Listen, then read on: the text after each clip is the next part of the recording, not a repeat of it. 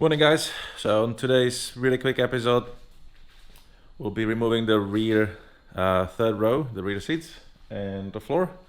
I will be making space for a false floor that I'll be making myself out of some plywood, and I'll also be making drawers and a fridge slide and a little space for my camping table.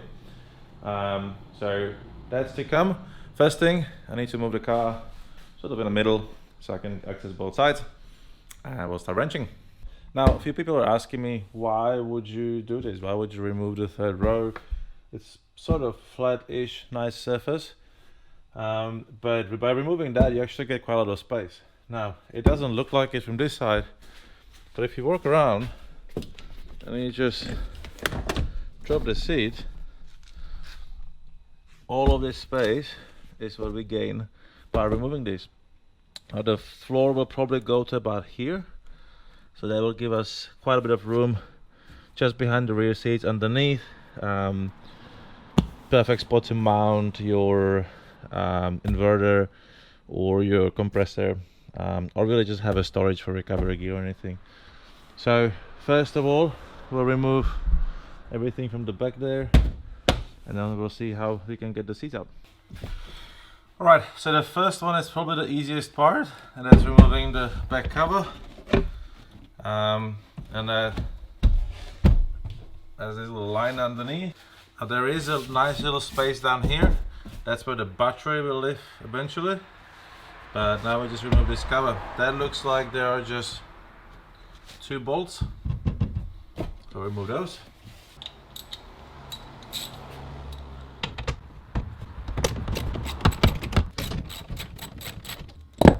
And they just loosen up and just come out by hand. Super easy.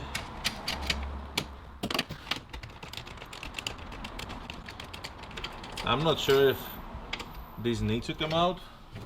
It's possible that these brackets are part of the whole assembly, but hey, makes it easier. Alright, these 2 little side pieces, there's 2 screws on each side. They are number 10.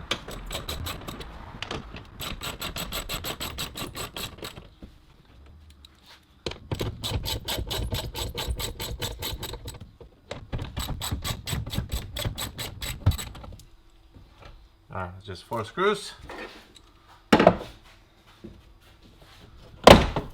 Alright, and these just pop out. 1 and 2. Let's see what we have next here. Let's remove all this recovery stuff first. Most of these things I will just relocate. The jack will be useless once the car is lifted. We'll have a high lift jack mounted on the back of the car. It'll just pop out.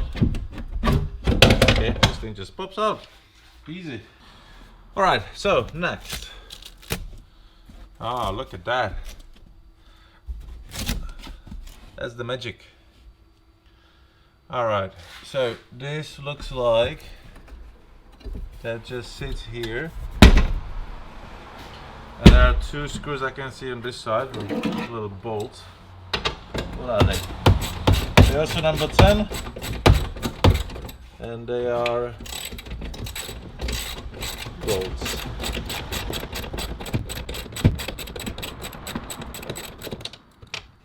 Yep, they are little bolts.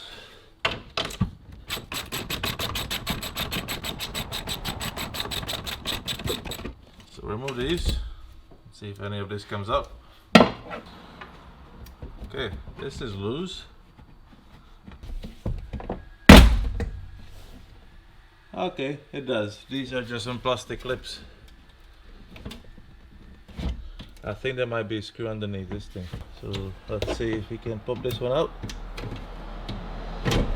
Alright, yeah, there's a little bolt there. See, there's another one on this side. Yep. There's a little bolt in here as well.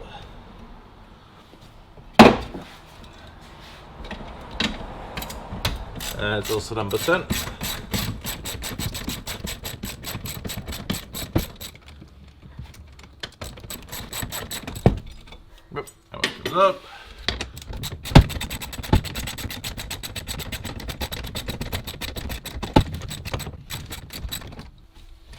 Alright, these two just come out.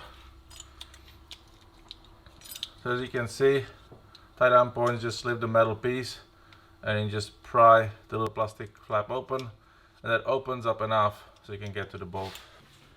Alright, let's see if this moves a little bit more now. Oh, look at that!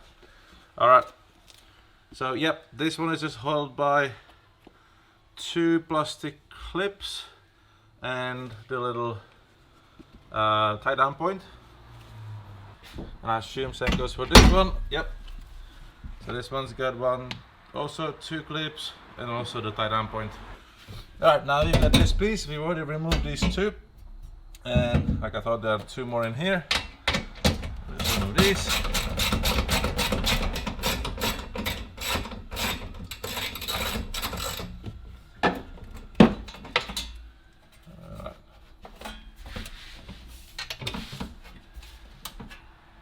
Anything? Ah, okay, there are two more holding this, and okay, we need to remove these because they actually hold the seat as well. One and two.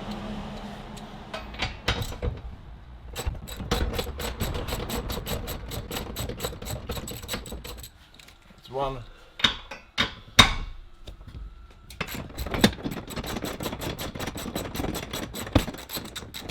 Alright, looks like you can just loosen them up and remove the rest by hand. This one's loose, this one's loose, and there we go, this comes out. Alright, now wherever it's possible that it's not going to be in the way, I like to put the screws and the bolts back where they were. So once we remove the seats, I'm just going to put these bolts back, and I think we might actually use some of them in the future to mount the support brackets for the false floor. Alright, so from looking at that, we remove these two.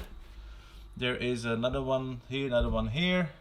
Those two will remove the seat belt and these two legs. There's another one for the seat belt here. And there is 1, 2, 3, 4 in the front. So each side has two bolts and each seat has two of these little legs that it's standing on. So remove the remaining bolts and see if the seats come out or if they are still mounted in the front somehow.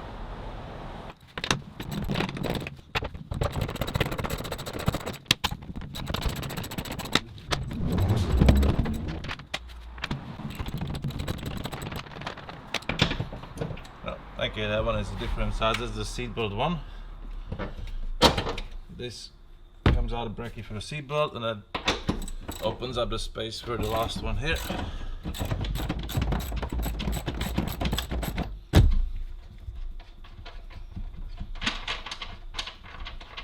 Alright, this one. And they're all the same, so you're not gonna mix them up. They're all identical. Okay, I will just pop this one out. And that's just the one holding the rear seat belt. That just loosens up as well. I'm just going to remove the seat belt and put it straight back in. That way, A, we can use it in the future, B, they won't get lost. C, it actually plugs the hole. So you get a little bit less noise coming through.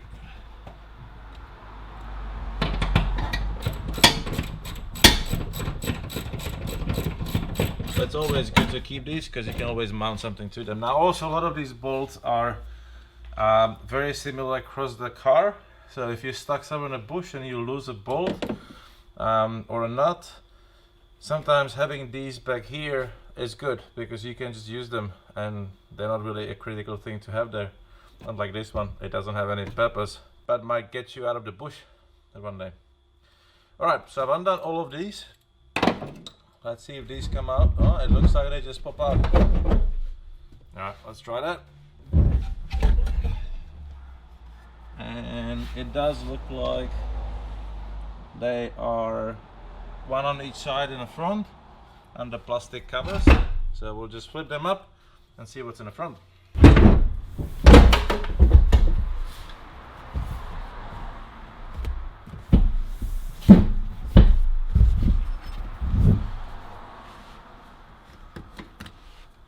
Okay, so there are these little plastic covers that are just plugged from the front. Super simple to remove. You don't even need any tools. Just plug them out with your hand. And then there are 4 bolts in the front. They look to be the same size. I think 16. Let's give it a try. Yep. Alright, that's the last one out. So you can follow these bolts. I'll keep them here because I'm gonna put them back. But I will take the plastic brackets because they actually strap to the seat.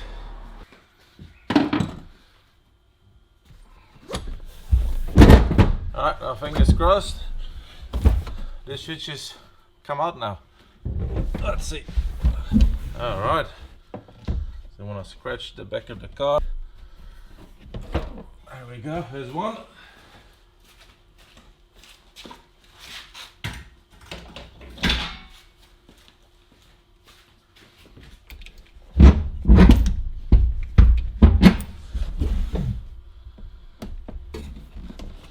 Nice too.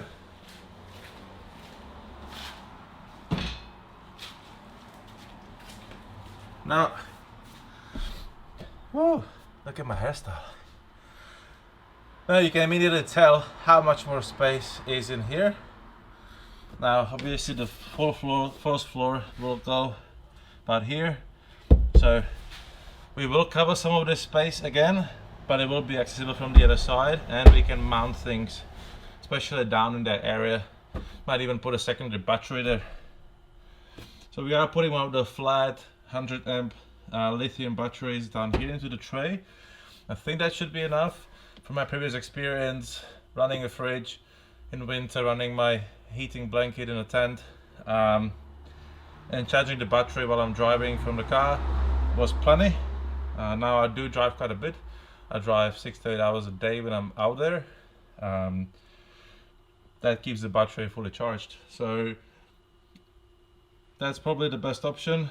I will put an inverter. I might run a coffee machine maybe sometimes.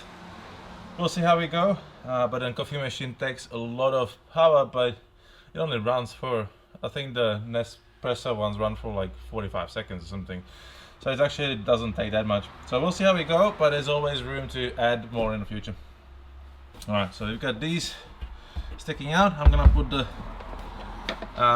the nuts back on them. I'm gonna put the bolts back in the front, and that's it. That was what, 15 minutes, 20 minutes? Not that bad. Alright, as you guys can see, not a difficult job. Couple of bolts, couple of screws. Only had number 10, number 12, number 14 and number 16. As long as you have these 4, it will take you 15-20 minutes to remove. And I'll see you guys on the next one.